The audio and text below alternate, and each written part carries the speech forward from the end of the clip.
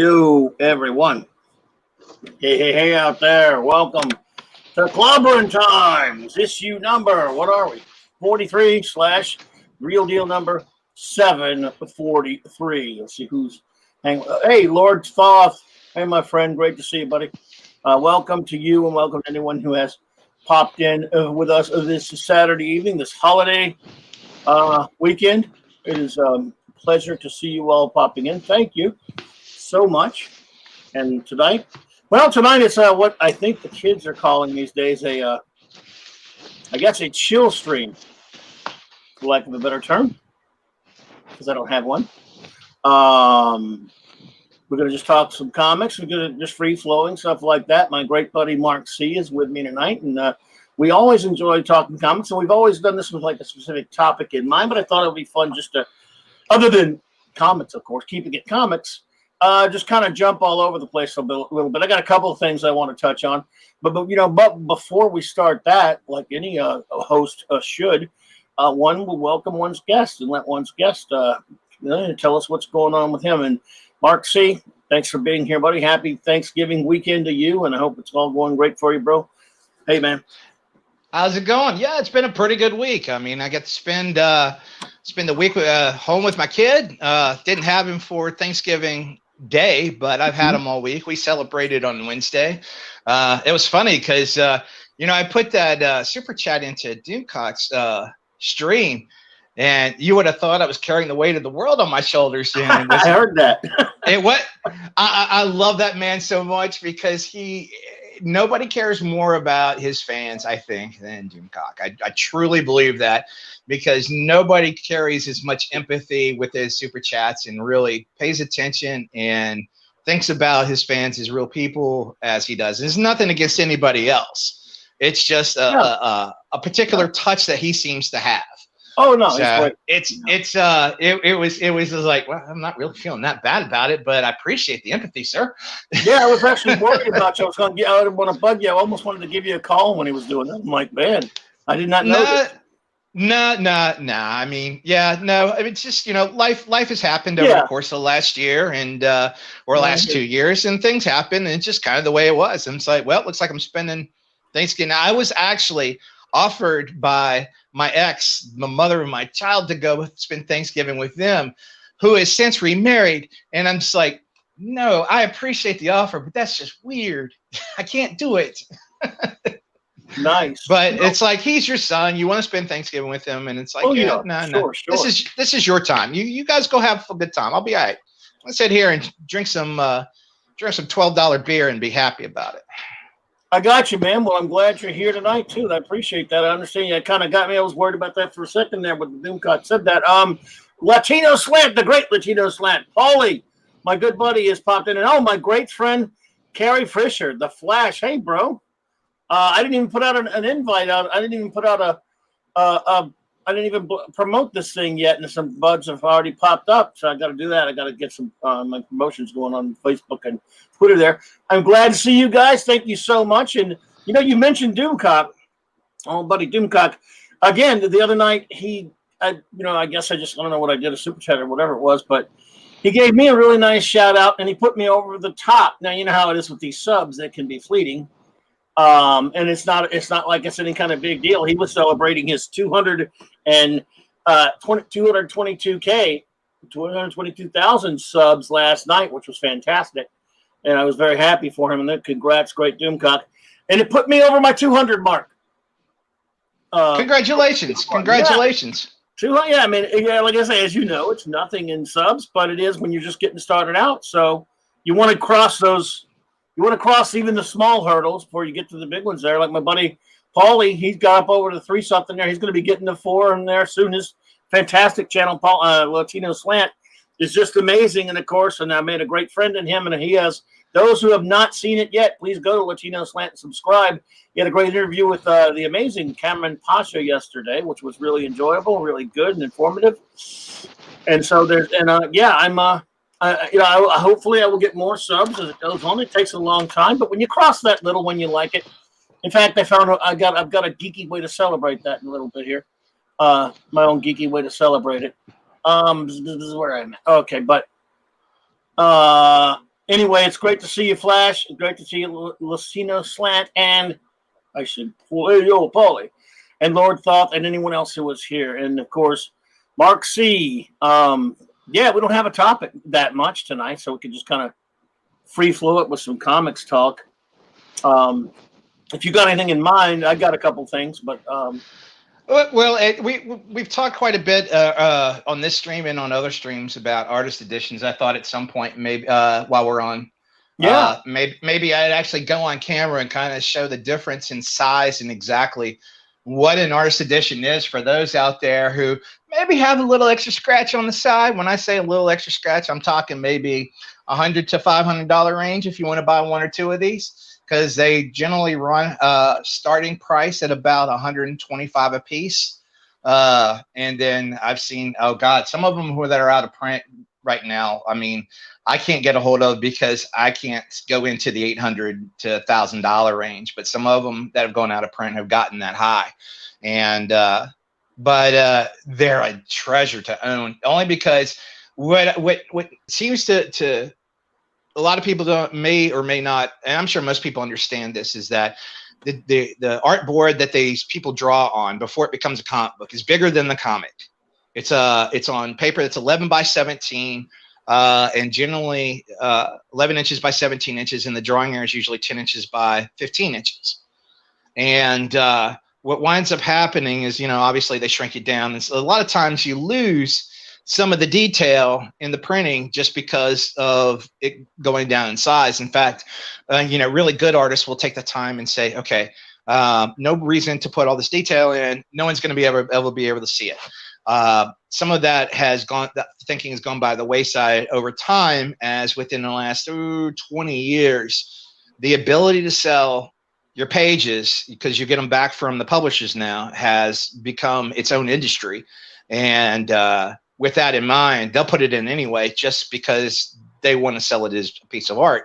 I always looked at it differently. I'm not looking for a frameable piece of art when I get when I see, or if I were to ever get an art page. I like it dirty. I like to see correction lines. I like to see, the paste ins, where for word balloons, or, oh, this figure didn't work, and instead of redrawing it, we just drew it on another piece of paper, cut it out, and slapped it on there. The line, maybe some erase work or some correction fluid, just whatever. It's that kind of stuff that makes it interesting for me to get on the page. Yeah. And that's what the artist edition gives you, and it gives it to you at full size of what the original artwork was. So that's the beauty of an artist edition. And I thought at some point in time today I'd show it. Yeah, absolutely. Because I only have a couple of them, but you have quite a collection of them, as I've some of our other friends also do. And yeah, they're fantastic. We're going to have to definitely take a look at those. I thought I would because a while back, everyone, my buddy Mark here and I did, we picked and Mark, I'm sure Mark remembers, we picked our top 25 all-time favorite comic book covers. Mm-hmm. And so, since we've crossed the 200 mark on subs, we're at 201. But as you know, subs kind of go ebb and flow on these lately. YouTube can pull them away from you, whatever. So, but we're at 201, but you never know. I'm just going to go with the number 200. And we're the couple of number 200, some famous number 200s out there.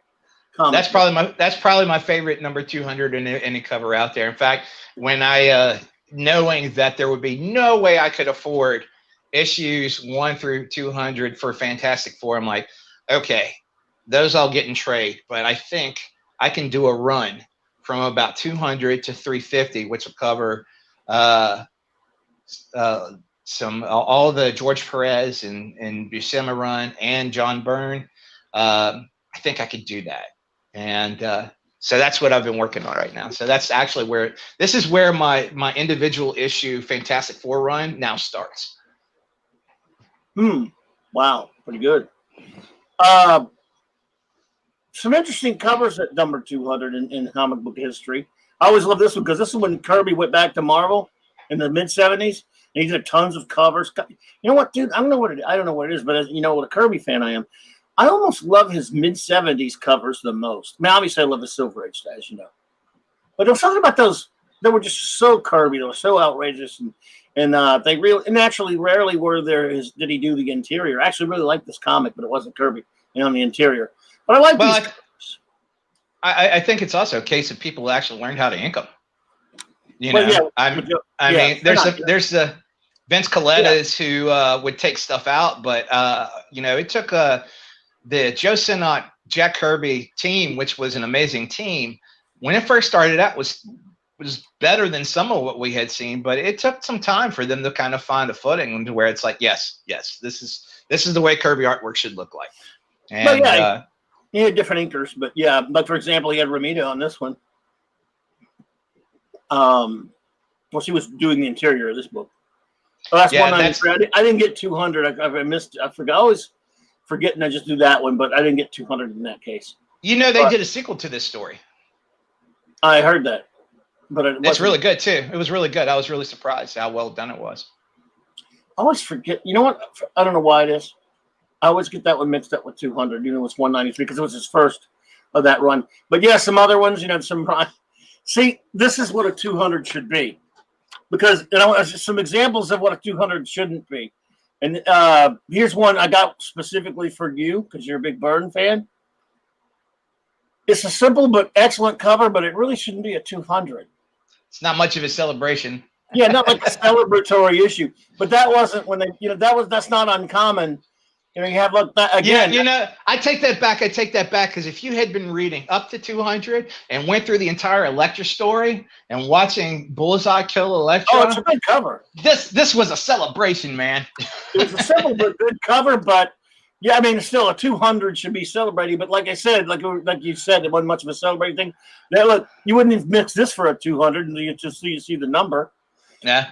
You know, and some of these early ones. Again, you wouldn't feel that for a 200 either.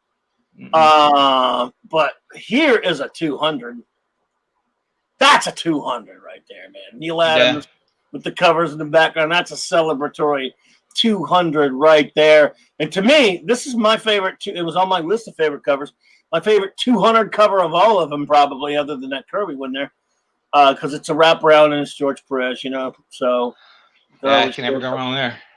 And another Perez cover here. Again, even though it's a front cover, I always hated that stupid Winter Toys R Us shopping spree crap at the top of Marvel Comics that month. But it almost ruins a cool Perez cover. Then again, you go back to normal. Nothing doesn't. You don't even feel like a 200. That's at least sort of a 200 cover. This pissed me off because it was the last one of this. Yeah. Oh my goodness. And let's see here.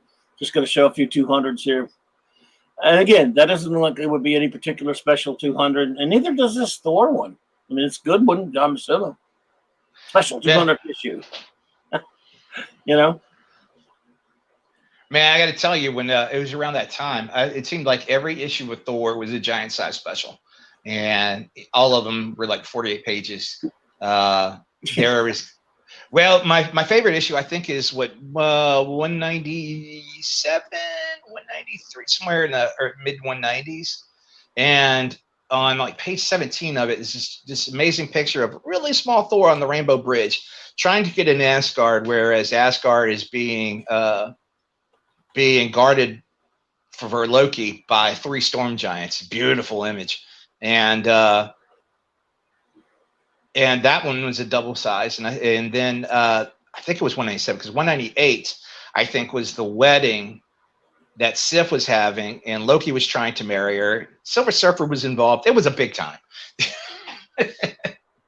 Yeah. Thor, the Mighty Thor was on. If you want to talk Roy Thomas and John Buscema and a really good time to read the Mighty Thor, this was it. I mean, you had the early issues with Kirby and Stan. This period with John Buscema was really kind of, this was the period you wanted to read. And then it really didn't pick up again until you got to almost 100 issues later with Walt Simonson come in, because I mean, wow, that run was just spectacular. I mean, even the second part of that run, where, you know, everyone bashed on Sal Buscema drawing the second part of Simonson's run, because, well, he's not Walt Simonson. But the problem was, just like, man, but you don't understand. This is not only is it Sal Buscema, this is Sal Buscema probably drawing the best he's drawn in years. This is pinnacle Sal Buscema right here. Some of the best stuff he's ever drawn is in that Thor run. It's like, come on, guys. Yeah, and I love Sal. So, yeah, absolutely. Our pal Sal. This one, Ross Andrew, but at least it's it's kind of a celebratory type of cover. Kind of a celebratory cover there. See, I had that issue at one time, and that's probably one of my favorite 200 issues out there. Which one? The Super or the Green Lantern? The Green Lantern right there, yeah. Oh, yeah. Hey, Chris Persia, the Great Wrench. Great to see you, my friend. Thank you for popping in. That became the Green Lantern Corps, I think, in the next issue, didn't it? I believe you could be right. Yeah. I think it went from Green Lantern to the Green Lantern Corps after that. Yeah, it could be. And this one, just like, again, not making a big to-do about 200 other than it being at the bottom. And again, it was not like you would call it. I'll tell you one of the worst ones here. It's this. What in the hell is this for a 200 issue? I don't know. I don't like that. I hate that armor. You didn't like the Silver Centurion armor? I tell you what, I will say this. Maybe it's the art. I don't like the artist. Mark Bright was the artist. Yeah. I thought Mark Bright did an okay job. It was kind of hard for him to follow. You got to look who they're following and say, because, sometimes it's unfair comparison. But Mark Bright had to follow the John Jr. Bob Layton run, which Bob was pretty heavy-handed with the inks. And John Jr. will tell you, thank God. And there was a few. I think Pat Broderick may have done an issue or two as well. But it was basically you didn't have a regular set artist up until this point, or a couple issues before this when Mark Bright took over. It just kind of bounced around a bit. I was kind of gone by then anyway, though. I like the armor. The only problem I had with it was this really started the revolving door of armors that he would have all the way up until today. And, I remember when everybody made a big deal about the Extremis armor when it came out, saying, oh, look, finally, hinges and everything like this. This armor looks like it's in kind of collapsible cup looking rib areas and stuff. This armor looks like it's actually functional. And I was like, yeah, but you've already established within the Marvel universe that there's something that Tony has that's a little bit special when it comes to like the silver or the gold areas on these armors. And now you've actually gone backwards. And as far as technology goes. So I always had a problem with that. Yeah, indeed. Chris Berger, that's exactly what it means. You're now the gold of mischief. 32 Flavors of Nick Weiser, my good friend who sat with me the other night. I had a wonderful time hanging out with you, my friend, talking comics and stuff, buddy. Thank you for popping in. It's great to see you there. I will say for this particular Iron Man issue, it was the pinnacle of a storyline that had been going on for quite a bit of time. I mean, I think you have to even go back into the Demon in the Bottle area. I mean, this is the end of Obadiah Stane. This was the pinnacle of that storyline of Tony losing his company and working his way back. Rhodey had been in the armor. Stark builds another small tech company and starts building a new armor to try to take back what's his. And this is where for story wise it's there. Cover wise, I can't argue that, but it's a good cover, but it's not a 200. Want to see the weirdest one? I got a couple more, but there's a weird ass one here. It looks like Kaluta or somebody like that. I actually didn't check into it. I think it's a Kaluta cover. I think it's Kaluta. But again, this was during her Emma Peel phase, Wonder Woman's Emma Peel phase. If you show that to most people, they go, "Where's Wonder Woman?" And you would think number 200 would celebrate, and put the old costume on or something like that. It's just another issue. So I don't know what the deal. But speaking about earlier when I did the Kirby, of course, it's funny. This Kirby Cap cover 200 actually, which I love, should have maybe the other one would have been better for the Kirby Cap cover. Of course, you got some. Again, a number 200 that really doesn't make a big to-do about it, but it's a Kubrick cover, so it's great. That's actually a very bizarre cover for a Sergeant Rock book, no matter it is 200 or not. It is kind of a bizarre one here. And blackout cover. It's not, not a lot of comics, at those points had 200. There weren't a lot of them reached 200. I mean, That actually makes me sad. Oh man! And again, they didn't make a. It says again they did say Gala 200 issue. And I remember the issue very well. This was a pretty sad issue, but again, they didn't really make a big deal about it as far as celebratory. And then finally, man, I remember this one. I remember I wrote to the letters column and didn't get it printed about this particular issue. I don't know if you ever read this, but if I did, not as an individual issue and didn't know the cover. They had a contest that said, and at the time, I was pretty young, I guess. I can't remember the year, but it said, write in, and if you can guess which page it was written by Stan the Man Lee, one page was written of this story. I guess it was Wolfman or Ween doing the book at the time. Maybe Wolfman, I think. Again, numbers. But it was before Roger Stern. And I can't remember who actually wrote the whole thing, but they said Stan wrote a whole one page of it, and you had to guess it.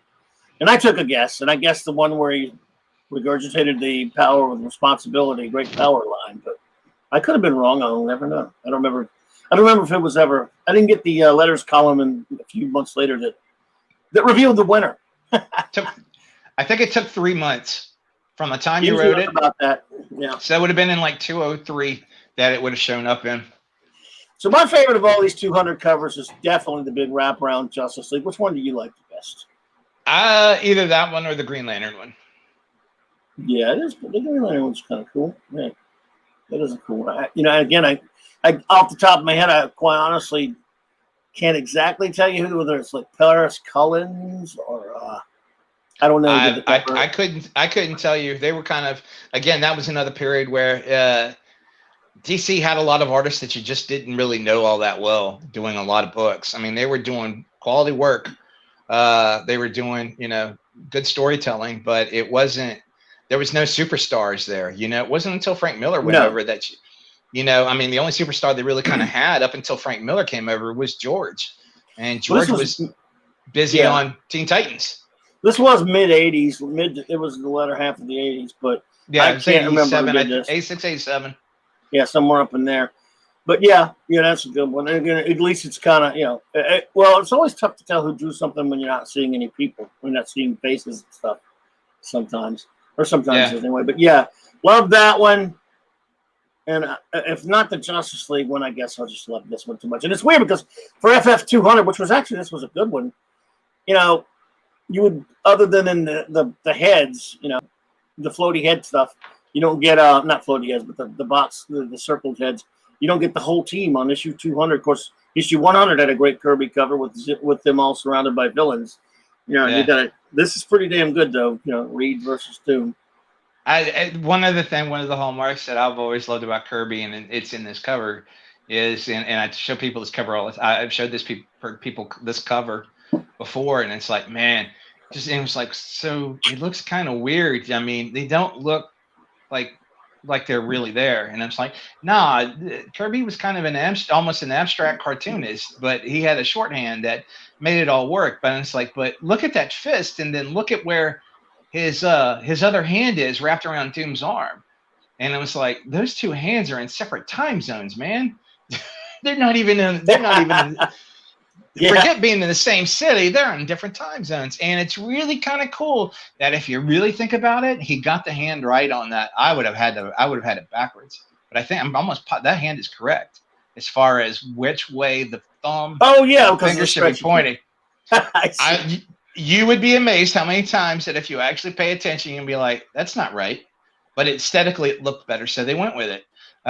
Same thing with Spider-Man's webbing on his costume. A lot of times the hands and the feet would change directions depending on the position of the hands or feet to make it more aesthetically pleasing. And you just never paid attention to it because psychologically it worked for you. This is something that somebody was telling me about. It was like, well, normally, they kind of worked in kind of off of its face. So anything going down would kind of loop up. But if his hand is over his head, then all of a sudden they're going to loop down.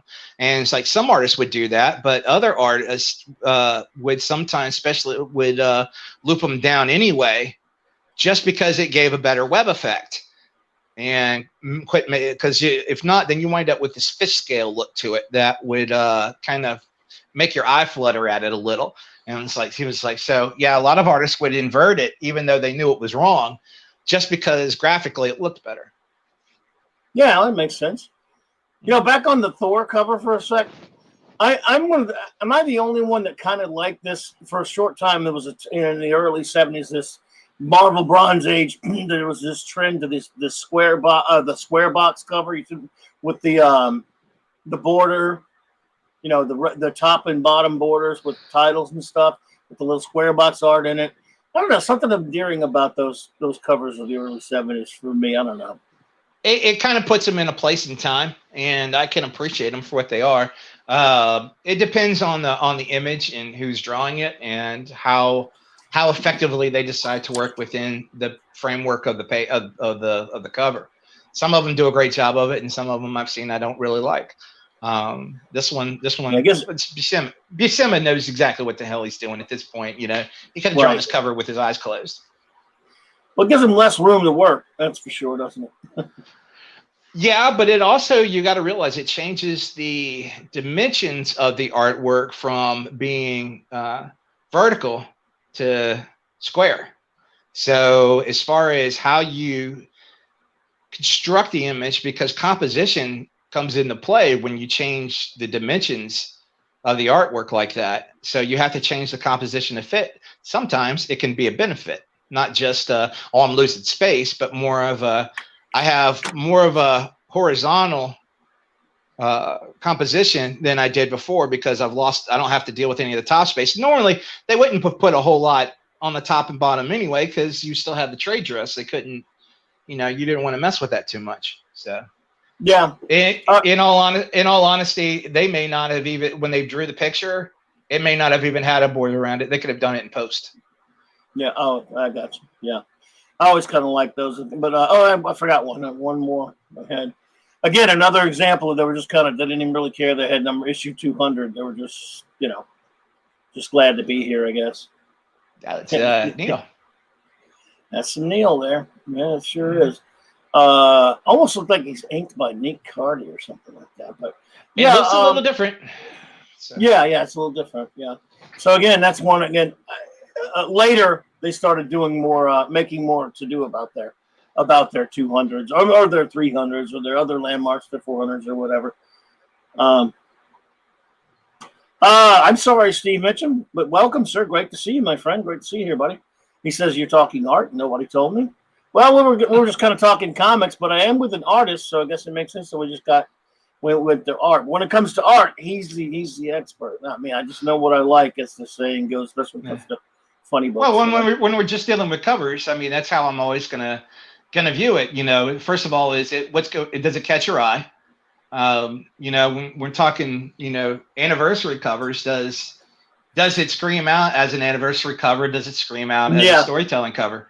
And usually for an anniversary cover, you would like something more of kind of a big bash kind of pinup anniversary cover. Much like that one is. This is classic. Yeah. Some of these have just decided, hey, look, I do storytelling covers to give you an idea what's going on inside, and that's what this is going to be. And now Neil Adams will tell you that one of the reasons why he feels his covers were always a little more sought after than others was he knew kind of how to build both, to where you could do a story. He can make it almost pinup like, but at the same time tell a story at the same time.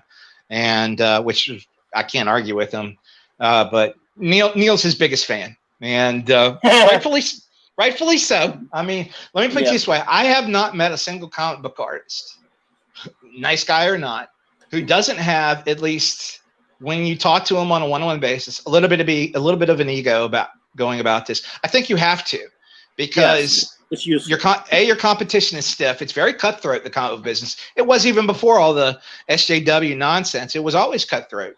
I know people left the business because they didn't realize just what they were getting into. And so, it's, you got to have an ego to kind of make sure that you don't let somebody else's stuff get you into a place where it messes with your head, because these people were very much, when they talk about other artists or when they're around other artists, I've seen them be very much like, if you've ever seen Pumping Iron, and how Arnold just worked on Lou Ferrigno for like days before the Mr. Universe, and wound up losing. You know, Lewis was peak at that point, should have won, but because of Arnold working on his brain the whole time, Lou lost on because he didn't have faith in himself. He lost out a lack of confidence. So they're very much like that, and you know, I always try to keep that in mind when I talk to any artist, that you know. And it's funny because, you know, going over to Ethan's channel, I hear a lot of people who have been on Ethan's show and have left Ethan's show and then have nothing nice to say about Ethan. And I'm like, Ethan just acts like any other comic book artist I've ever met who was successful. And he's got a bit of an ego about him, and everyone's like, oh yeah, but he's just in it for money. Yeah, it's a business, you know. I'm sure if he could make money doing lots of money doing something else, he would do it. And he may love drawing comic books, but at the end of the day, his main primary goal is to make sure that he's, like I said, he says, I'm doing this to get rich. And I understand people who hold that against him. He was very upfront about it. I was on the stream when he said, I'm here to do this to get rich. I'm like, okay, cool. Well, at least I know what you're about. Let's go. And I don't have a problem with that. Just entertain me, you know. Be my dancing monkey, and we'll throw shekels at you. That's the way it works. No problem. Yep. Oh, absolutely. Absolutely. Well, I just thought it'd be fun to kind of look at, since we, you know, got past that landmark. Hopefully I'll stay past it and keep moving along, but it's fine either way. I'm having a good time, so it doesn't matter. But I thought we'd show a little 200. Yeah, congratulations on 200. Thank you. When I get to 3, I'm going to... I just want to say, if anybody out there is listening, it's your first time listening, you haven't signed up or subscribed to Clobberin Times, please do so. Check the like button and then subscribe. The subs, YouTube has changed the subroutine within the last 6 months, and they only give you so long to get to 1,000 and be monetized before they kick you back down and make you start all over again.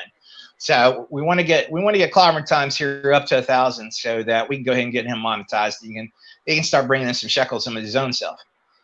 I appreciate that, man. I'm here just for the fun, but I'll take the subs all day long because it's fun. And I do appreciate everyone who has subbed. And if you haven't, please do. And also, I have a lot of great new friends that I've made here on YouTube. Some fantastic ones, not just Paulie with Latino Slant, who's been a great buddy, and him and many others. And in the description below, you can see links to a bunch of great YouTube channels that are now new buddies and new friends. Please go check all them out as well. I appreciate that. And yeah, so we were just doing some comics covers because we like that sort of thing. There's a video, of course, you can find in my videos from I guess a couple months back now, where Mark C and I, we've done a number of shows together and had a lot of fun doing some shows together, including one that we picked our top 25 all-time favorite comic book covers. And that was, hey, what's its face? McWhatnot, my good friend. Thank you for being here. Appreciate seeing you. Thank you, thank you, thank you. Now, let's see. You, we're saying that you would like to show us a few of your books, your artist editions, the IDW artist editions. If you're ready to try for that, or if you got something else in mind. I think we could probably manage that. Let me see here. I'm going to start off. First of all, let me affect my camera here. We're going to do this as long as my camera mount will hold up. And when you hear a big clunk and you see everything go awry, you'll know something went wrong. But I'm going to put myself on camera here. All right. Everyone try to look away in horror as I'm on camera now. But anyway.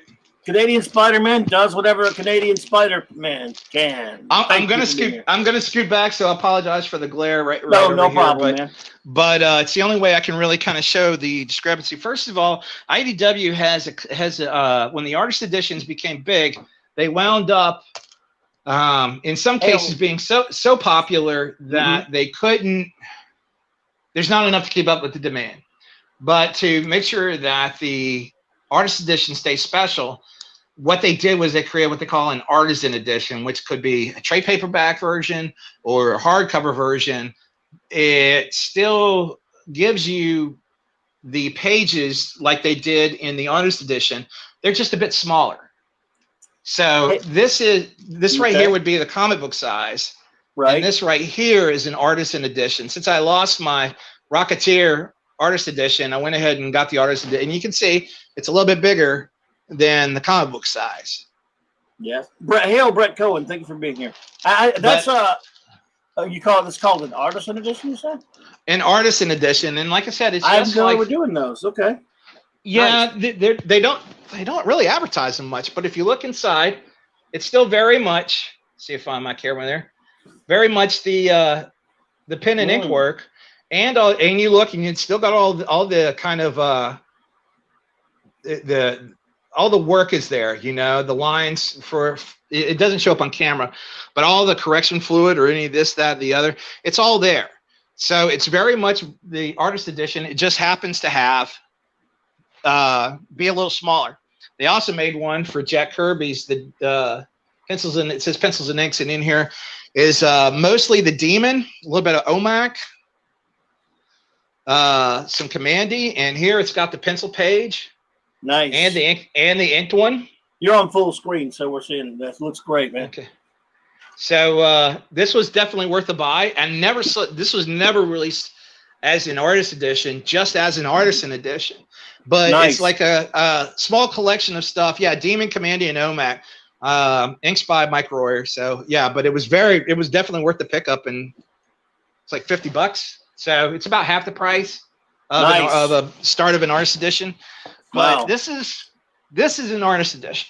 Let me get another comic here, so I can give you kind of an idea of the size of an artist edition compared to heavy. All right, comic book.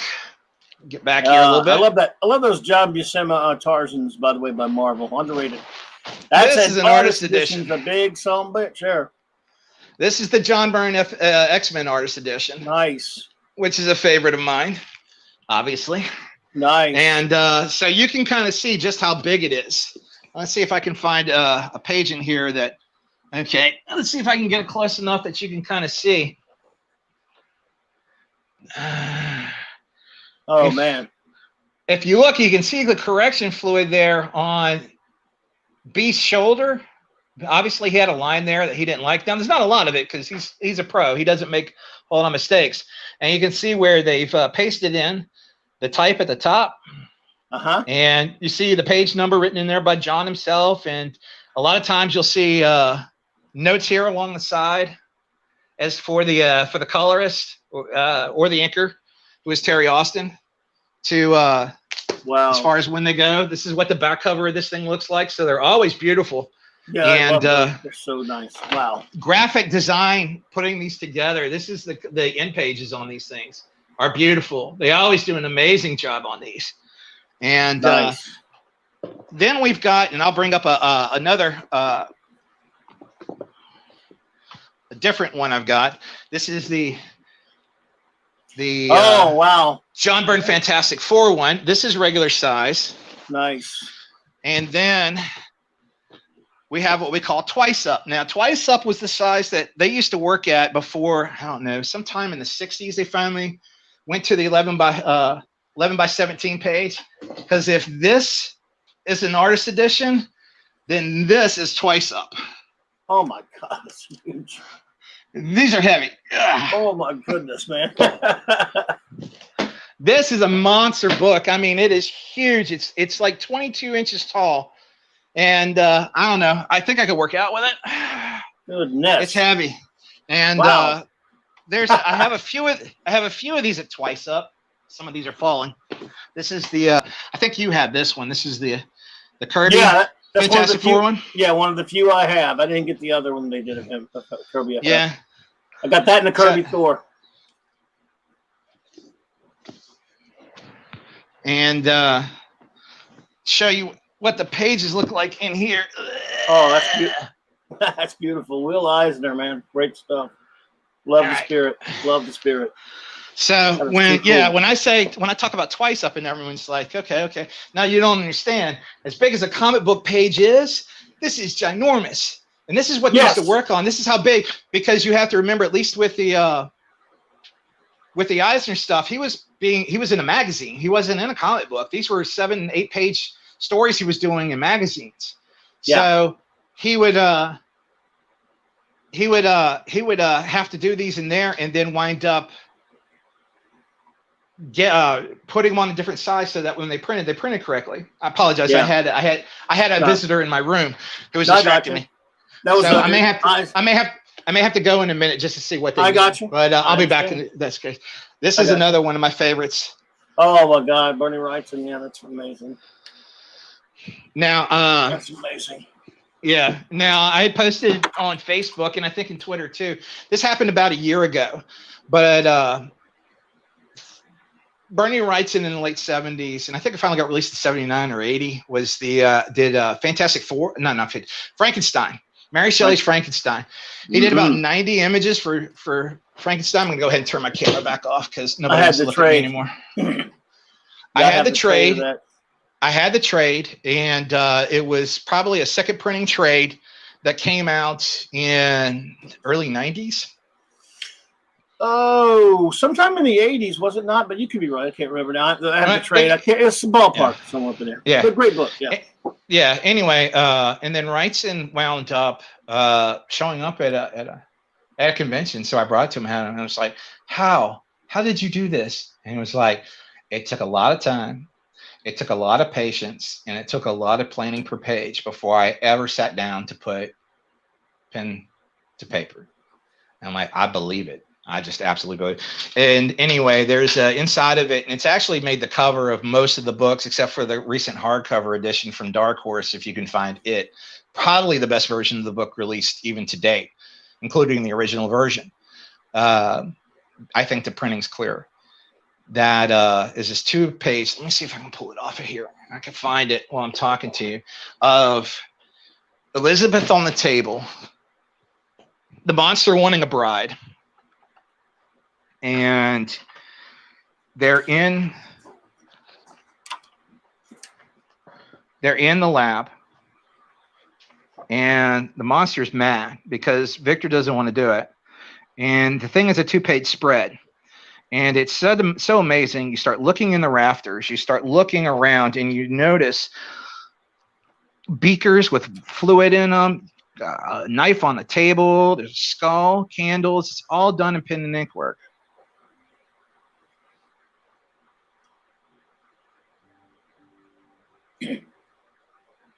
So, yeah, I'm looking. I'm trying not to be. No, I got you. But I think I should be getting close. I can't remember the page number. I used to. But anyway, talk while I look for this. Okay. Well, no, just put up a thing for next Saturday night. I'll be back to I'll be back on at 8. As you can see, my good buddy Wes, who is a hardcore collector. I'm a big fan of. I don't know if any of you are, but a big fan of the big oversized comics called Treasury Editions, although only Marvel called them that, but that name kind of stuck with them. Treasury Editions, other DC had these limited collectors things at the same size, kind of tabloid size, the big oversized things. I have a decent collection of them, but a friend of mine has completed his collection of all of them, including not just all the Marvel and DC ones, but all the ones done. And we're going to be talking about those big, wonderful, oversized treasuries and tabloid comics next week, 8 p.m. This is the image. Oh man, let me get this. It's unbelievable. I mean, the amount. Beautiful. This is all pen and ink. It's all line. There's no brush involved in this. It's just all hatching and line, and you just look at it going, "It's not human. You're not supposed to be able to do that." And I was reading, and I guess it turns out this was about a year ago, but with everything going on, who really understood and knew? So. But it appears that Frank Darabont, the director, writer, bought the pages at auction for over $1 million. That's how much these things. So when we talk about original art, and it's like, I can't afford the original art, but I can afford an artist edition. That's what we're talking about, folks. Art pages are big money now. Big money. I'm going to go ahead and turn this back off. Wow. Yeah, that's amazing. And I love that. I have regular paperback of that from way back when it came out. I wish I'd have, you know what, the con that I met Wrightson at, I didn't get a chance to get him to sign that. I forgot to bring it. I forgot why what was happening. It was back in the 90s, but he was still cool. I got him to sign some stuff though. That was probably the same con I was at. I believe he was there. It was in Florida. Was in yours was in Florida. See, I saw him in New Orleans. It was at what was called the one and only Big Easy Con, the only year it ever happened. I was there too, but I saw him before that. Okay, I didn't get to see him. Yeah, that was a hell of a day because that was both Bernie Wrightson and John Byrne in the same convention. So right. It was my first time to ever meet Big Lou Ferrigno too, who at the time was actually making a second bid in his late 40s for Mr. Universe. So he was really, really jacked up at the time. And Adam West was there. Yeah. So. No, I didn't see Adam West there. It may have been a different. He was at that one. If you're talking 2000. Yeah, he was there. Yeah, it would have been about that time. I don't know. Well, I don't know. I have to look. Craig, who else was there? Mark Goddard. There's Lost in Space people. Mark Goddard was the only Lost in Space there. Yeah. Mark Goddard was there. I remember that. Adam West and Yvonne Craig may have been on a different day. Adam West walked by me and he saw my Batman shirt, said, "Oh," and actually bumped into me. "Oh, excuse me, Sir Bat," he said. Because there was nobody there from Batman, but Byrne was the big draw for sure. I mean, it was the reason why I went. I have a bad memory, but I'm pretty sure that Adam West wasn't that one, dude. It was New Orleans. It's possible. It wouldn't surprise me that I'm forgetting it. But it wouldn't surprise me if I'm the one mixing the cons. But I was at the one with Byrne, and I could have swore it was him. But anyway, that's cool. Maybe it was a different one with Big Easy. Because I remember Byrne showing me stats of the first issue of, and there may have been more than one Big Easy Con that and I thought it was only 1 year and could have gone on. Because Byrne had shown me stats of X-Men: The Hidden Years. And I thought that started in 98. And it was like number one. I mean, he was showing me stats of it that he'd gotten back from Marvel. And it hadn't come out yet. So I was seeing this before anybody. He was like, man, when are you going to come back to X? You're going to never go back to X-Men? He goes, well, actually, I'm working on X-Men now. And I was just like, what? And what he was working on was X-Men: The Hidden Years, which if nobody saw it, I mean, I know a lot of people would say, well, it's not Byrne's best artwork. And if you're comparing it to his older stuff, you probably aren't going to be incorrect about that. That's what you think about when you think about Byrne's art. Story-wise, it was a hell of a lot of fun to read. You would have loved it. I don't know if you ever read it. But I always wanted to go back and get him. I didn't get him at the time, but I've always wanted to go back and get that. 99, I think it came out. Yeah. Because you're looking at... I've always wanted to get that one. Yeah, because basically he's filling in that gap between the end of the Neil Adams, Roy Thomas run. Because after that, for 20 some odd issues, it wound up going into reprints and didn't have a new issue until they brought in Wolverine, or Storm, Colossus, and Nightcrawler, and Banshee. That group. So yeah, it was very much nothing but a reprint book until then. And he was like, there's a time gap there of stories that could be had where we're kind of introduced to the characters that we eventually meet in Giant Size X-Men #1, and the X-Men could become aware of these people along the way while we're having adventures with the original X-Men. And so this is kind of what the book is, and it's actually a really fun book. Yeah, and no Wolverine. I always meant to go back and get him. So I recommend it. A lot of people are a little taken back because Tom Palmer isn't exactly what you would call a typical inking choice for Byrne. But I think Byrne was trying for some reason. Yeah. I really believe he was trying to make the book more like a 70s book. It was really hard to do for him because the coloring there, because his artwork is the way it is. I really feel like there was a period where when digital coloring took over, kind of left either Byrne couldn't adapt to the new coloring, or the new coloring just didn't work with the way he drew. And I don't think anybody really found a way to color his work until I think the Crew, when he was working for IDW. He was doing Star Trek, and not even all the Star Trek stuff I thought was well colored, but I thought the Crew really toned down the coloring and then just kind of more pasteled it. And it worked a lot better, because that's one of the things that when you get a lot of these collected editions on, they go back and they reprint this stuff, the colors are so bright and vivid, and it's not how we remembered it when we read it, because it was all a newsprint, which actually the colors were that vivid because the newsprint was going to mute them down, and then everything kind of had that sense of realism or verisimilitude on the page, but it didn't look as bright, anywhere near as bright as they do in some of these collected editions. We never had that. That was not part of our reading experience, because the newsprint took care of that. But and I think he was kind of a newsprint artist, and when they went to better quality paper and they went to a different coloring system, it really hindered his work quite a bit, and it wasn't until later that they were able to figure it out. Well, I remember go ahead. Yeah, it took 20 years to figure out, but they finally got it. Before Palmer inked him on that Silver Surfer special in the early 80s, whenever that was, Byrne had been asked in an interview, I saw, what inker would you like to see to ink you that you haven't had or whatever at that point, or something along the lines of what inker does he like? I think the question was that. It was something along those lines, and he was a big Tom Palmer guy even before I saw him inking, so he likes him. I just always thought Palmer kind of overpowered people a little too much, especially later in the 80s, but that was just me. I like what wound up being a blend of Tom Palmer and John Buscema on the Avengers in the 80s. I really did.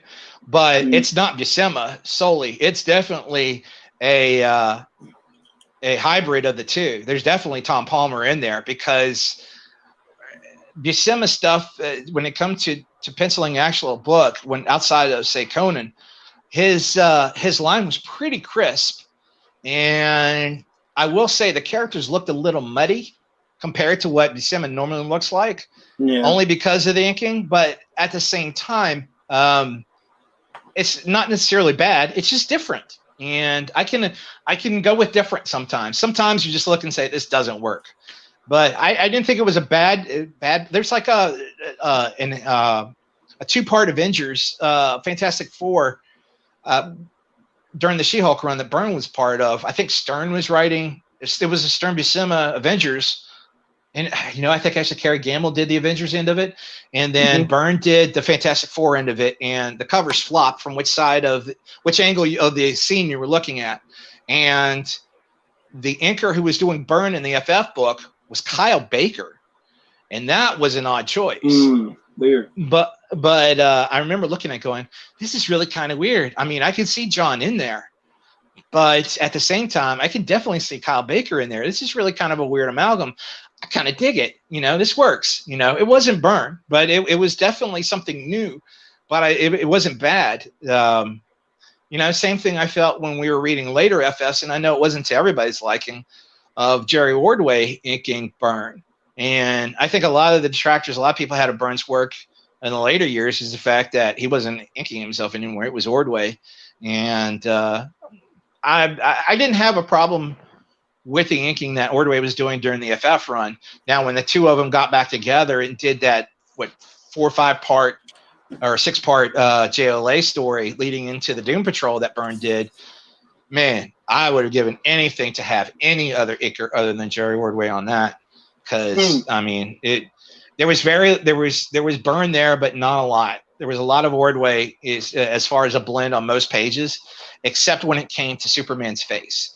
Now, I love the way Byrne drew Superman, and facially, I thought Byrne had a great kind of. It was a little bit of Kurt Swan, not a lot. There was a lot of Neil Adams in there, and there was a lot of just what was him. And I felt like it was a really kind of good mesh. And the Superman face he had created in the 80s was kind of how I'd always seen it. If I closed my eyes and looked at my head, that's what I saw. Even before Byrne was drawing it. Just because I had seen the Neil Adams and I'd seen Kurt Swan and I'd seen other artists draw him. And when I blended it all together, Byrne's was kind of what I saw in my head. So, but then Ordway came in on that. The 10th Circle, I think, is what the storyline was called. And, man, it was all Ordway. Ordway was like, well, I drew Superman too, so I'm changing the faces. And I'm like, you gotta be kidding me. I didn't pay for you, Jerry. I paid for John. For me, as much as I love Byrne's art, I always wanted him to have other inkers. Like when he started inking himself on FF, I really didn't. I mean, in the first couple years, so it was okay, but that was probably my favorite stuff he's ever done where he inked himself. But later, I really just think I don't know if he got disinterested or if he just got hurried or rushed. I don't know. I always liked him to have inkers. Now, obviously, Terry Austin was just so terrific on inking Byrne and Marshall Rogers and other people. But there are a couple other ones that I liked on him. And there weren't too many I didn't like on him. But I always wanted him, if I had my druthers, him drawing a book, I would always wanted him to be inked by someone else. But yeah, I thought later on in certain Marvel books, Keith Williams was inking him. I thought Keith did a really good job on Byrne. And he's kind of an unsung kind of, or just a journeyman workman's inker. I don't think he really made much of a name unless you just really understand the guys inside the business. But Keith was, I think, started out doing backgrounds for him, and he would do the figures. And I thought that was actually a pretty good deal because Byrne would do the figures using a tool that was similar to what the backgrounds were done in. If Byrne did it all by himself, I think he was using different tools, and a lot of times his line work looked really thick. And you know, that's up to your taste. Some people like it, some people don't. I just find it different, but it still looked like Byrne to me. Canadian Spider-Man, I can't draw flies, but even though I haven't published anything, I've always fancied myself a writer, done a lot of writing, still do a little writing here and there. So for me, I enjoy writing, and I can't draw anything. Mark here is the artist. Let's see, what's his face, whatnot. The changes in paper stock also contribute to the almost garish quality of the artwork because the difference between the papers almost oversaturated the smoother paper, especially if you're referring to that flexi-graphic crap. Yep. That's for sure. I mean, I didn't mind Baxter or anything like that, but flexi-graphic, that was nasty. I don't know if that's what he's referring to, but... You know. Yeah, I don't know. Flexi-graphic, Marvel started messing around with that in the 80s, and a lot of problems with color separations being out of phase with the pen and ink artwork. Almost like the color that was supposed to be, flesh tone on a shoulder would be, I don't know, like a couple centimeters to the left of the entire body out in the background. It would happen, or you just have a lot of bleed out. That happened a lot. Baxter had that problem quite a bit too. Baxter's biggest issue I found was that they didn't blend colors very well. You know, you could come up with a color and you'd be fine, but if you tried to blend them, it would it didn't work out as well. Baxter had its drawbacks too, but there's a lot of stuff that happens in comic books that a lot of people say, well, I didn't like this or I didn't like that. It's just like, dude, these are growing pains. I mean, the whole thing I tried to tell people about Byrne's work was, he got to somewhere in the middle of, I think somewhere in his DC run, towards the end of it. And because even his artwork on Namor and She-Hulk and Avengers West Coast were different than what he had been doing. And I think he was like, I feel like I'm a Neil Adams clone. I think Neil even told him, that's a really good me you're doing there. He was like, okay, I want to see what a pure John Byrne artwork is. And I think he went on a 20-year sojourn journey there to try to figure out who John Byrne was. I don't think he finally got there until like really late in his IDW run and it wasn't until he was doing like Trio and Triple Helix and Cold War and the Highways and some of his Star Trek work and the ending of Next Men that I think he finally found his voice. And he kind of looked more like old Byrne again. But it was, at the same time, certain things about Byrne's work that you had known being his from the early days, like a lot of the feathering that was very much a Neil Adams deal, that was gone. And he just it was more line work. But it was definitely different than what you had been seeing from him from quite some time. I felt like he had found his voice, finally. And then he retired. Yeah. Although if you... But we've been talking quite a bit about him. We need to find something else to talk about here. Have you seen I think they're smaller than an actual comic book.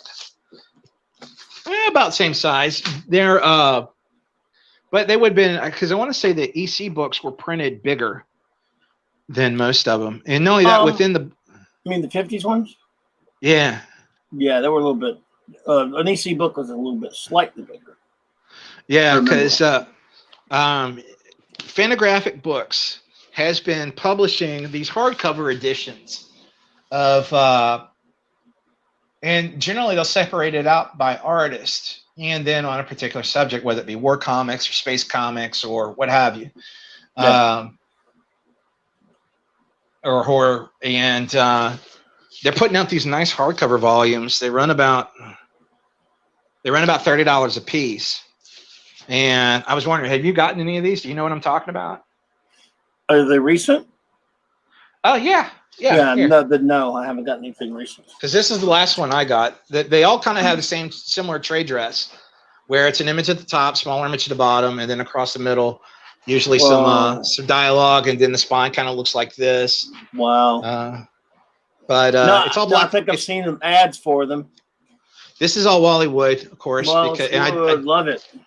My God. Got this one. And I was like, I gotta have this. I don't know why I don't have it now. Let's see if I can find it, because it's all done in black and white. They don't do any of the color.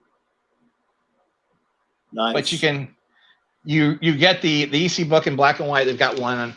I've got two on Wallace Wood. I've got one on Al Williamson. The Wallace Wood one of them is war books. The other one is all this. The one I'm holding is science fiction. I've got one on Jack Kamen, which is science fiction. One on Al Williamson, which is science fiction. Nice. They really were doing great science fiction books before really anybody was. I mean, except for maybe Alex Raymond. Yeah. Oh God, I love that stuff. I still have my old reprint of Sky Masters of the Space Force with Kirby inked by Wood. God, I love that. Yeah, I just saw that the other day, and I was like, hey, I think I can get that. I can find a copy of that for under $100. I was like, I may have to. Yeah.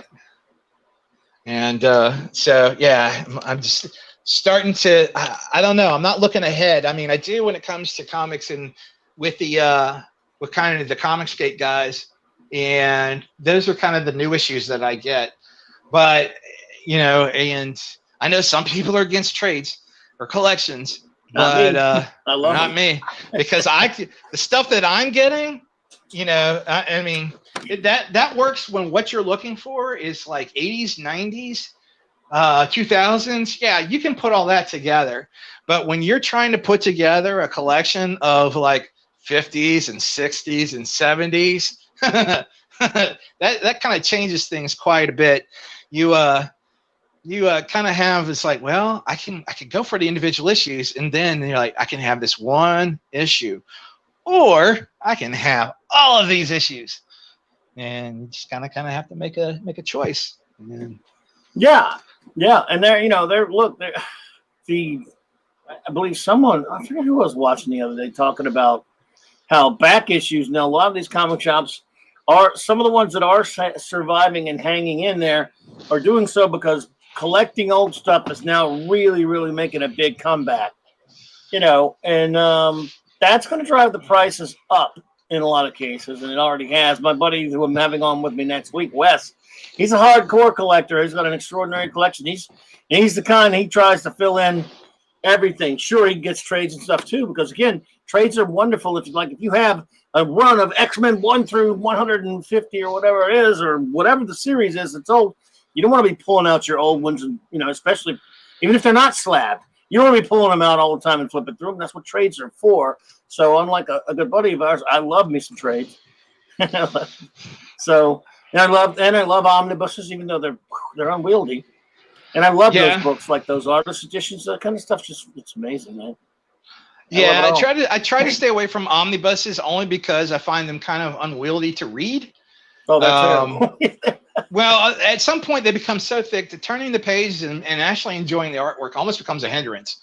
So yes, I've I've really started to enjoy the Epic collections that Marvel's been doing. It's been a way to kind of fill in a lot of gaps that I've lost due to natural disaster, and then just books that I was never able to get because they were kind of before my time.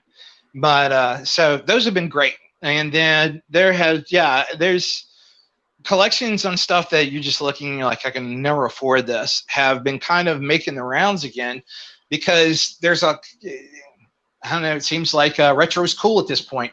And but at the same time, if you're looking for something in the 80s, some in the 70s, or even in the 90s, or you can, if you can find a good honey hole, or a good pot of gold, as far as a shop that's got tons of back issues, you can go to town. And usually you can, depending on what you're looking for, you can find it for a pretty good price as well, which is kind of nice. I've got like 2 places in Pittsburgh that I've discovered just in traveling. There's 2 places in Pittsburgh I found. I found one in Raleigh, North Carolina. There's one down in New Orleans that I really like. I actually got 2 places. I got one that's kind of in a hippie part of town that's very much old back issues and toys. And then I've got another shop, not really all that far away, but completely different demographic of people that live there. That's, if you need trades, that's the place to be. And because they have just about everything you can think of in trade. Now I'm going to show you probably the one prize in my collection. Go to camera here. It's this. This is by Eclipse Comics. Nice. And this is a slipcase. Now, this isn't just Zorro. This is Alex Toth. That was tough. Wow. These are 2 volumes. Nice. And this is all the work he did for Zorro back during the Disney days. Now let's see if I can find it, because it's in here somewhere. There's an autograph in here. This is an autograph set, so it's autographed by Toth. Wow. And this is the prize of my collection. Absolutely. Let me see if I can find it here, because I haven't pulled this out. This kind of sits, candles burning, maybe an urn in front of it, daily sacrifices to the artwork of Toth. And it's not the colors. It's black and white with zip tone. It's the originals. So you don't have any of the color work. It's amazing. It's good stuff. Wow. Because they were colored. They were very much colored, but yeah. I can't find a Toth autograph. That's gonna bug me, because that was the kind of, there it is. Put that volume. Toth was notorious for not doing autographs, but I'm assuming later in life he needed it. So there it is. Nice. Wow. Oh man, that is something, dude. Yeah, that cost me a little bit of money, but it was worth it. Oh boy. Wow. Love it. And yeah, as far as the Wallace Wood kick, like I told you, I'm going to cover her up because she's a little naked. Cannon, yes. I remember you talking about that the other day, yeah. Yep, got it. And then recently I also got this Daredevil Aces by Wallace Wood. Love it. So good. What a great talent he was. Yeah, this is a lot of his war stories. These are in color.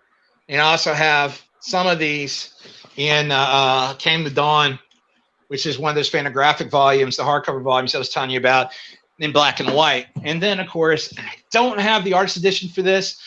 I know Claude does, our friend Claude does, and God bless him for having it. I'm hoping to get it soon, but I've got this, which is Alex Toth's Bravo for Adventure, which is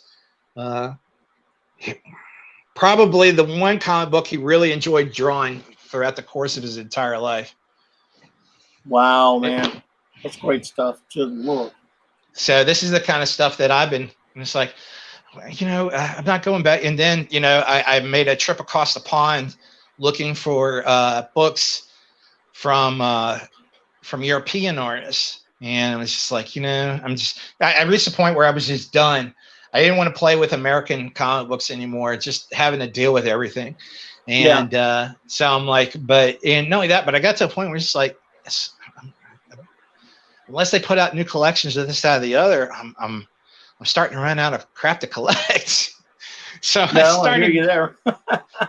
I started going looking over. It was like, and I was really kind of in a mood. It's like, I've been reading superhero books forever, and I was just like, I just really want to start reading stuff that's more science fiction based and kind of. You've talked about Ronin before and the Frank Miller book, and it's very, very much a science fiction book, and it has a sensibility to it. A lot of people read it and they're like, I don't know what the hell this was. This is weird. But what it is it's a science fiction book with a real kind of European flavor to it. A lot of the European science fiction books are kind of have that feel or flavor to them. And that was kind of why I liked it, and because it was so different from anything I'd ever read. And so I went on a science fiction kick, mostly in France. So we saw this as a movie not long ago. Yeah, Clobberin and Lurling. I watched that. Yeah, I have. There's 7 volumes. This is the 7th volume. This is the last volume. I have all of them. They were hard to find. Usually you can find like the first 2 or 3, but I didn't find them in the last 4 because the movie tanked.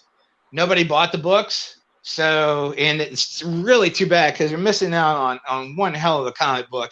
The artwork in there is really kind of interesting, really kind of heavy metal. Let's see if I can get it. Let me get the glare off of it.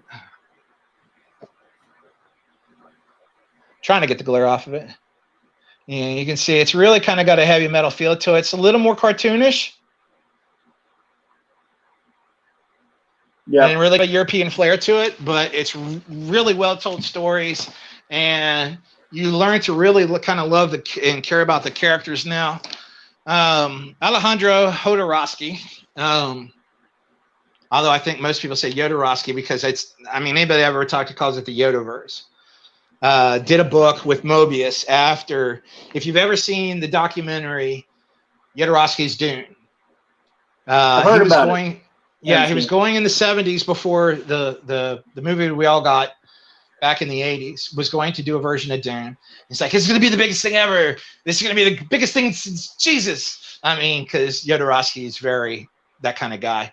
And so he had this idea, and it was like Dan O'Bannon. He got Mézières, who was doing Valerian. He got Jean Giraud, who's Mobius, to work on behind the scenes to do all this work on this Dune project that fell through. And then he was like, well, I think it was he just had all these ideas in his head. They had to just get them out and put them somewhere. So he created this. Oh, man. Wow. And this is an amazing book. Wow. Mobius is a hell of an artist. If anybody's ever seen his stuff, I'm trying to find a page that's suitable for. Brilliant. Yeah, because there's, and a lot of his stuff is got, especially science fiction stuff, was seen in Metal Hurlant, as it is known over there. We know it as heavy metal, and it was the start of that magazine, of which he was. I'm trying to see if I can find something here. That's suitable for the for your show, because there's a lot of nudity, and then there's a lot of storytelling. But there's some also, if I can find them, there's some pretty nice pages as far as what work he's done for like setups and stuff. That's a nice page. Wow. I love Mobius. But anyway, this wound up just being kind of the start of a series of books, but they weren't. And there's 3 Inkle books. There's before the Inkle and the final Inkle, and then there was Megalex, which came along a little later. But the big book that's kind of went back and was like, okay, well, we got to go back and establish who all these people are, was this. This is a tome called Metabarons. Wow. And This is a slipcase version of the special edition of it that I got that had been sitting on somebody's shelf. A lot of times you can, even on trades, you can make deals because these people pay taxes on all the stuff that's for on inventory. And if inventory is going to sit on their shelves all day, then never going to move, and they've been sitting on it for 2-3 years, be like, come on, guy, this thing's been in here for as long as you've had the shop open practically. You want to get rid of it? Why don't you try to make me a deal on it? And, don't be afraid to do that, because there was also another book they did called Techno Priest, which is part of that too. And then he just did the Clobberin series, which just did another chapter to the whole thing. So, I mean, it's this ever expanding thing that he's doing. And he's got different artists on everything. It started with Moebius, but then, unfortunately we lost Jean Giraud a couple years ago. And, God, it was such a loss. I mean, yeah. If you guys have never seen his work, even back in the day, and I guess I could turn off the camera and find one, but in fact, I'm going to do it. He got his notoriety back in the day for hooking up with a guy to do a Western, like as in the Old West, the American Old West. And so you have these two Frenchmen working on an Old West comic. And it just so happens that they wound up doing one of the greatest Old West comic books I've ever seen in my life. I mean, the artwork in it is unbelievable for not only for its day, but even for today. And the great thing about it was it made it feel, the vistas and everything made everything feel so epic. And, I mean, it practically takes place in Monument Valley, the whole of the series, but it's called Blueberry. I remember it well. You have some of those, I guess. Yep. Now there's about 10 of them. I have 3. None of them are cheap. No, none of them are cheap. So, and not only that, but coming across one's like coming across a Bigfoot sighting. Yeah. You don't see them around anymore. I used to see them. I don't know how long ago it was. Way back, 80s and 90s. You see them in some places, but yeah, you don't see them anymore. Yeah, I found one at a garage sale, and I just kind of kept my mouth shut because I knew what I had. And apparently, whoever was selling it didn't. And I'm like, I'm just going to shut up. I'm not going to say a word. When I ask how much they want for it, I'm going to pay it, and I'm going to leave. And if it's anything resembling close to a non-astronomical amount, I'm going to buy the bitch. Easy. So I did. And I did a little happy dance when I left because, if she had known, she probably could have gotten me for about $50 for the thing. And I think I got it for $2. Nice indeed. You gotta like that guy. To kind of give you an idea, this is a vista. This is a panel. Let's see if I can get the whole thing in there. There it goes, way up back there. So you see, he's already got the mountains in the background. He's got the mesa. He's got the road leading into town, and then he's at the start of the town, all in one panel. It's all one panel. It's like the high chaparral. Nice.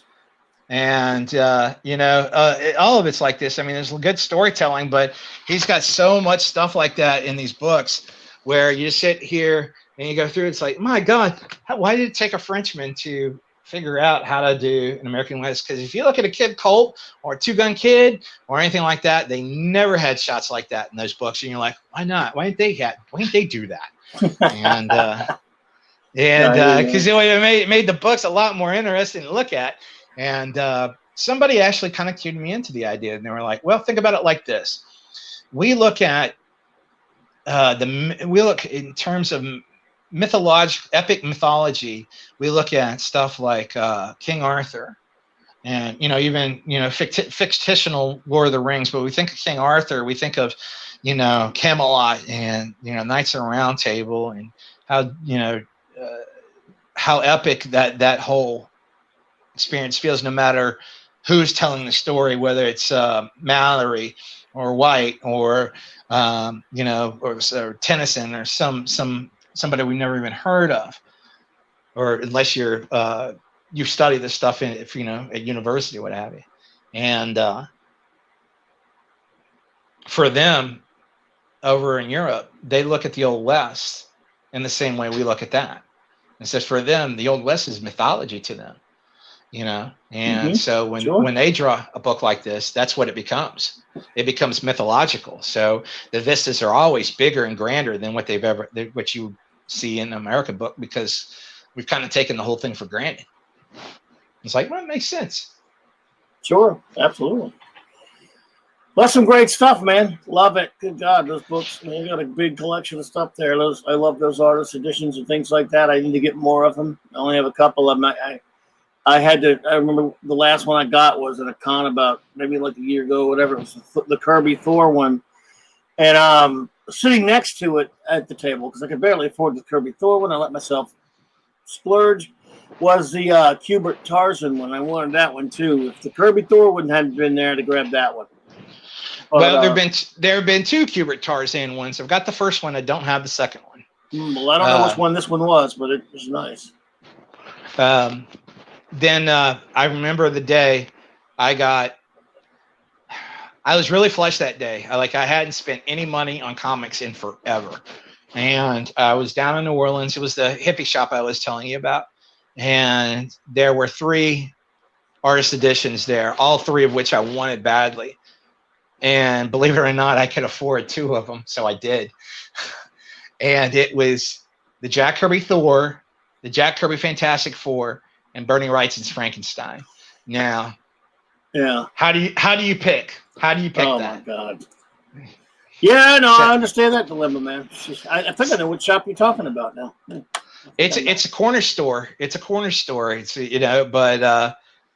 yeah, no, it's. And you go into the shop and it's just there's shit everywhere. Yeah, probably more fun comics. I think you're right. And it's but honestly, I love that shop. It's one of my favorite shops in all of New Orleans because it's like you go in the back and there's magazines and shit everywhere. But then they had a nice selection of treasury editions, of which I was able to get a bunch of. I have a pretty decent treasury collection of my own. Then. They have a lot of back issues. They had a good amount of trades, movies, toys. They had like this little center island case with all these Star Wars and G.I. Joe toys in it. And you're just like, wow, this is kind of that grungy little shop on the corner that has everything. I so dig this. This is my kind of store. And it had that old kind of musty, almost moldy newsprint smell to it that your comic book collection smells like when you open up your long boxes and it's nothing but like 80s and older comics that had the old newsprint. Yeah. And I don't know why girls who, if there's a girl out there and you want to get a comic book nerd and you want to know how to get them in the mood, you need to find a way to take that old comic book smell and bottle it as a perfume, because we won't be able to keep our hands off of you. I had a folder of that shop for many, many years. Yeah. But yeah, they have Eastland Burkholder just popped in. Hey, Mando, Mark, what's up, bud? You're good. And I'm so happy to find out that they were able to survive Katrina, that they're still around. That store made it. DC's a good dude. The guy who owns it and runs it now. Yeah, he's a good dude. I haven't seen him in a long time, but I think last time Claude went in there, he picked up I got that Watchmen artist edition from there. Yeah. The last thing I got from him. I had Claude pick it up for me. I believe it was from him. Maybe it's from somewhere else. No, I think it was at Morphin.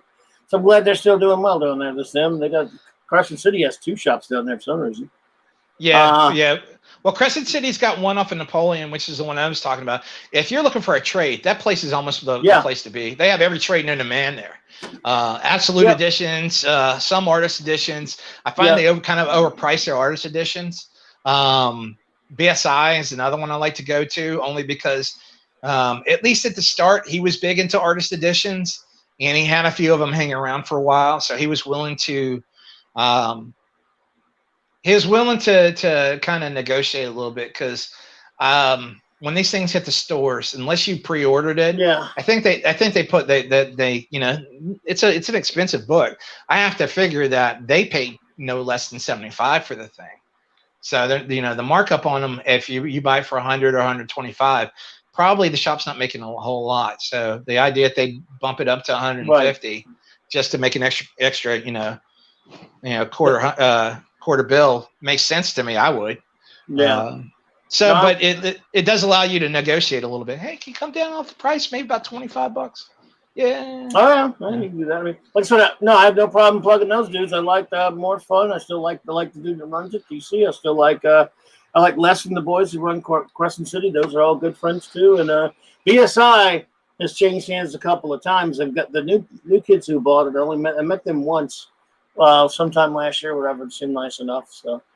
Yeah, good stores. Yeah, you go. Again, I love nothing. I love more in this world, my friends, and hitting comic shops, especially in other cities, especially comic shops I haven't been to. So, yeah, Eastland. Yeah, oh yeah. Well, Brett. Yes, we all love the garage sales as well. Yeah, it's absolutely. But yeah, I do love hitting the comic shops, man. Man, if I because of my job, there's a bit of travel involved, and if I'm only there for, say, 5 days just to do the work and get out, then I generally don't go parading around the city very much. But if I'm going to wind up being there for 2 weeks or better, that first weekend, it's almost like having your whoopee, man. I got to go find the comic shops. I got to see what's out there. And usually it's like a Saturday I have off, and it's like, all right, where are the comic shops? And then I'll find like 3 of the most top-rated shops, and then I'll make the rounds. I'll go through them all and see who's got what and who's got the best, and and then find. It's like, okay, and write it down. It's like, okay, whenever I'm in this city, this is where I come to, and probably the most depressing was I remember I was stuck in Virginia for like 4 months, and this was years ago.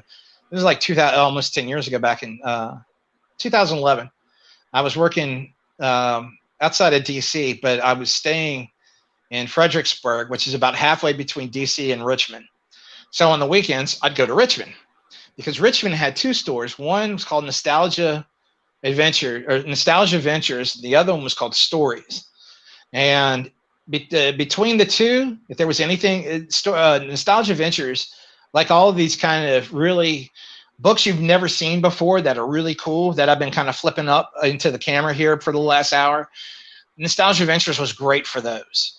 And then Stories, it's like if you wanted back issues, most of their back issues, they didn't charge over cover price. So, it's like, gee, I think I'd like to go and say, pick up the 90s John Byrne Marvel Lost Generation. Well, they're $1 a piece on the cover. Okay, well, there's 12 issues, so you paid $12. It's like, that's a pretty good deal. And they had a hell of a back issue section. They had a hell of a trade section, a lot of stuff that was out of print. And then in one sec, I mean, it was a strip mall. It was like a really crappy old strip mall, but they had bought out pretty much everybody else in the strip mall. And so it's like you're in one store, and it's trades and hardcovers, and in the center they'd have paperbacks and magazines like old Playboys and previews and Starlogs and such. And then you go through a hole, the doorway they cut into the wall, which would have been the next store, and that's where all the back issues are. And it's nothing but a whole store of back issues. And then they cut another hole in the wall that made a door, and in the next room is where all the toys are. And then they cut another door hole, and you walk through there, and in the final room was where all of the new releases were, all the current issues. Yeah. And then one of the the back spaces for these kind of shops are usually kind of small, and it's like all the adult material or older age material had gone in the back of one of those, and the back of one of them was nothing but old paperback novels. It was like, this thing went on forever. I mean, it was just like, it was like trying to like peeling an onion layer back and finding new parts of the store with new cool stuff in it. And it just never ended. It was amazing. And then, I guess last year I wound up going back to Richmond, and I was like, is Story still around? And they had 2 locations back then.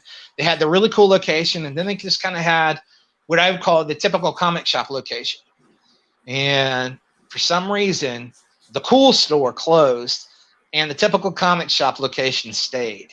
And it was like, well, that's depressing. Because Because I mean, I look at Baton Rouge, and God bless the guys we got that work at the one we have, and it's what we have. But it's a typical comic book shop location. It's got some trades, it's got your some back issues, mostly from 2000s and 90s, stuff of which you probably don't want. The stuff that you do want, he's got in a warehouse somewhere, and but this is the stuff he needs to unload, and he's got the new releases, and that's it. And you're just in some right. Some toys and statues floating around. I mean, you're just like, it's just a typical everyday run of the mill comic shop. And, if that's what you're doing, then great. But, I wish he would put out some of his older stuff. He could make a ton of money really fast if he did, because I'd get broke. Because I know he's got good stuff. I've asked him about it. He says, yeah, let me see if I can find it. And then 2 weeks later, it's like, oh, I got it. I'm like, really? Why don't you carry that in your shop, man? That's the kind of stuff that'll sell. This stuff, you're going to be rolling up and lighting your fireplace with. Here you there, bro. You're there. Well, everyone, unless you got anything else going there, Mark, we're going to probably scoot for a while. We've been here for an hour and a half here, and of course, I got somebody coming over later and everything. I don't want to keep you too long because I know you're doing stuff. You got things going on at home as well, but dude, well, if you can think up another cool topic for us soon, I'm ready. What do you got in mind? If you got anything comics wise or other that you might want to cover next? Just, I would like to actually do I actually had an idea, and you mull it over, and maybe it's something that the chat that watches would be interested in. Maybe they wouldn't, but cover, I know you're a huge fan of it's the greatest comics of all time, the Kirby Lee Fantastic Four run. Mm-hmm. And it's like, why don't we do like a series from time to time that covers? I mean, obviously, go back and I'd have to go back and reread some of this stuff. Sure. And just cover a particular creator's run on a particular book. I like that idea. We do Fantastic Four by Lee Kirby. We could do, which we kind of covered before. We could do Burns' run on Fantastic Four. We could do Simonson's run on Thor. We could do Frank Miller's run on Daredevil. I mean, there's, we could even go over to DC. I mean, I can't really do much on Legion of Superhero, but I mean, there's certain runs on Superman and certain runs on Batman that I can contribute on, even though I may not have a whole lot of experience or stuff to read on it. I mean, I could definitely cover some stuff on Jim Aparo's Brave and the Bold run. I've got a lot of those that I could read. Thank you, Chris. Thank you, Chris Persia. We appreciate that. So, this is something that I've been thinking about, and it's like, do I hate to corner you on stream about it. No, hell no, man, no. You want to say no, it wouldn't hurt my feelings or nothing. I'd be okay Dude, with it. It seems like a good idea. Remember, we've done it once already with the book Justice. And so, no, specific story arcs or miniseries, different things like that. No, I'm all over that, because all you got to do is just refamiliarize yourself with it if it's something you hadn't read in a while, and then go with just talking about it. I love the idea. We've done it once, and again, I tell you what, just come up with one that takes your fancy, and let me know. Send me, and I'll make sure I read it, and we can do it. Like I say, in the next couple of weeks or whenever's good for you. Yeah. I'll have to make sure that there's a website, and I don't want to give it away because I don't want to. I don't want the website to get noticed, because I don't think they want to be noticed, so to speak. If you know the one that you've told me before, and because I think it would get them in trouble anyway. But I'll make sure it's on there before I suggest it. That way, it's something that even if you don't have in your collection, you can at least look up. Oh yeah, and or vice versa. And if it's anything DC, I have the DC app still in it. So there's a lot on there. Oh, but cool. It don't have to be DC, of course. But, okay, well, that's cool. Well, look, I want to thank everyone who popped in tonight. We had a bunch of cool people who popped in. I want to say hello to. Of course, again, it's not a big deal to most people, but it's a landmark's a landmark. And I just, thanks to a shout out by our great buddy, the great Doomcock, the other night. He put me over the 200 subs point, and you got to start somewhere, right? And so I really appreciate and love Doomcock for that. He is a great friend. And I want to thank everyone for being here tonight. So that's why I was putting up, in case you were wondering, that's why I keep putting up covers of issue of old comics that were number 200 since we crossed that wonderful 200 threshold there. And so yeah, I just put up a few crazy 200s up there. But anyway, I want to thank, of course, let's see who was here. My great buddy Lord Toth, who is a fellow Legion great fan, and eventually also a fellow Blake 7 fan, sir. We're going to get together and talk about both of those very soon, I hope. Love Blake 7, loves me some Legion, and I love talking about them. Hopefully the wonderful Starry-Eyed Girl's going to come talk about Blake 7 with me soon. She's wonderful as well. I'm hoping. I'm going to try to get her to come on there because she says she would like to talk about it. The great Latino Slant, Paulie. I think he's on right now. I'm not sure, but I want to thank him and for popping in here. Eastland Burkholder, thank you so much for being here. The great Master of Wrenches, Chris Persia. Thank you so much for popping in, sir. Brett Cohen, thank you for popping in. I'm very happy to see you pop in. And it's great of you to show up, and I'm just really enjoy seeing you here. Enjoy seeing my good buddy Canadian Spider Man, who does whatever a Canadian Spider can. Got that right finally. My buddy Mando Merck. Mando Merck popped in. Thank you for popping in as always, buddy. It's great to see you. What's his face? Whatnot. Thank you for stopping by. I hope I didn't miss anybody, but we all know my memory, as far as we can remember it. My memory's terrible, so it could have. I could have forgotten somebody. But thank you again so much, and again, thank you so much, Chris Persia, for popping in, brother. Next, I'll be doing a stream or two this week, a live stream. An open geek talk or two this week for sure. But next Saturday night, I'll be on at 8 with my great buddy Wes, who is a hardcore collector and a friend of many, many, many, many decades, who we will be talking about. If you're familiar with them, they're kind of an obscure thing, I guess, but in these 70s, Marvel and DC and other companies, but especially the Marvel and DC kind of ruled with them. These treasury editions or tabloids, only Marvel called them treasury editions. But we will be talking about, I have a pretty good collection of them, and he surpassed me tenfold, and now he has gotten every one of them. He's gotten not just the Marvel and DC ones, which it took him a long time. He's got all the other ones by the other companies too, no matter how obscure they were. And he's got just an extraordinary collection. Wes Moody? Is Wes Moody here? You put the name Wes Moody up there. I don't know. Is he here? I don't know, but if he is, hail Wes Moody. If not, I go to his stream all the time. He's great. Love Wes Moody. He's fantastic. But we will be talking about those big, oversized, wonderful comics that I love so much, the Treasury editions. So, and we'll probably show us a bunch of his collection, or we'll have some picks or whatever. So I want to thank you all again. I want to thank the great Lord Doomcock, and I want to thank everybody once again, and especially my guest tonight and good buddy Mark C. Thank you for being here, my friend. I always appreciate it. It was a pleasure. Thank you for letting me come on here for an hour and a half and run at the mount. Appreciate it. Dude, I really appreciate it. And we all enjoyed the pics, man. I mean, the photos and everything. And lastly, when I play my outro here, I want to thank the great Loki of Loki's Mornings of Mischief and 7 Kinds of Mischief, Stone Loki himself, my great friend who made this outro for me. Everyone have a great rest of your wonderful rest of your Thanksgiving weekend. And I hope you all had a wonderful Thanksgiving, by the way. I should have mentioned that. And later, gang, warp speed.